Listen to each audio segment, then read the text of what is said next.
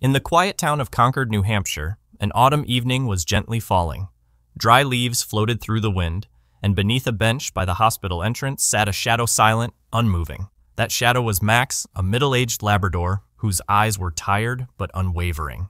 He had been sitting in that exact spot for 4 days, ever since his owner, 82-year-old Jack Harris, had been rushed into the hospital in an ambulance. Jack lived alone. His wife had passed away 7 years earlier. His children lived far away. Max was his only family, his companion, his daily joy. Every morning, Jack would ride his wheelchair to the park, and Max would trot beside him faithfully. People often smiled and said, "That's what real friendship looks like." But that morning, something went wrong. Jack tried to leave for their usual walk, but right outside the house, he suddenly clutched his chest.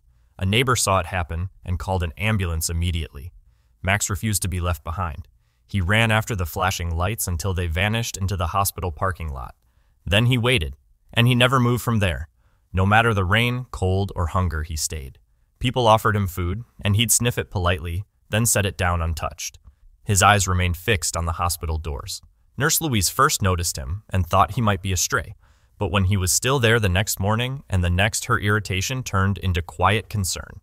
On the third night, unable to hold back, she checked the hospital records. Yes, there was a Jack Harris admitted. Stroke. Critical condition. That night, Louise brought Max a bowl of water. He drank only after she gently touched his head and said, "Sweetheart, do you know how he's doing in there?" Max looked at her silent, but as if speaking with his eyes. The next day, Jack's condition worsened. The doctor said it might be his final night. That's when Louise did something she had never done before.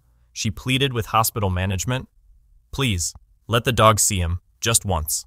At 11 p.m., room 304 was quiet.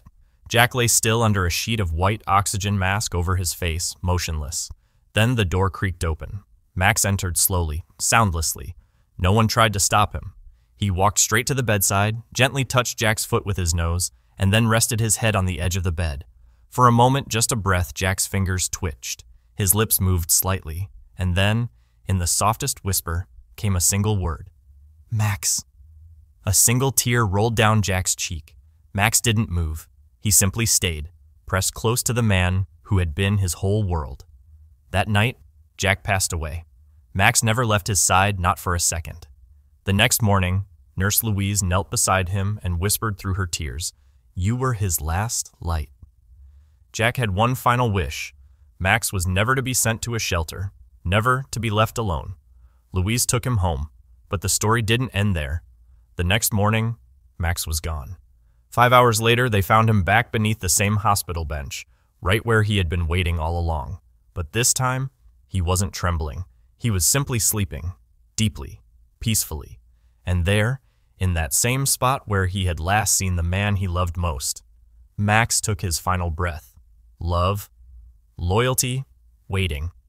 If these three things exist in their purest form anywhere on this earth, they live in the heart of a dog.